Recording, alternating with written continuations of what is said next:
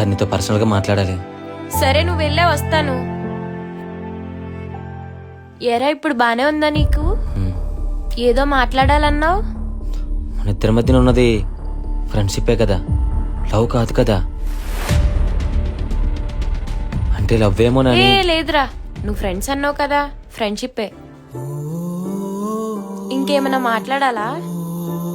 లేదు, నువ్వు క్లాస్కి వెళ్ళిపో. సరేరా.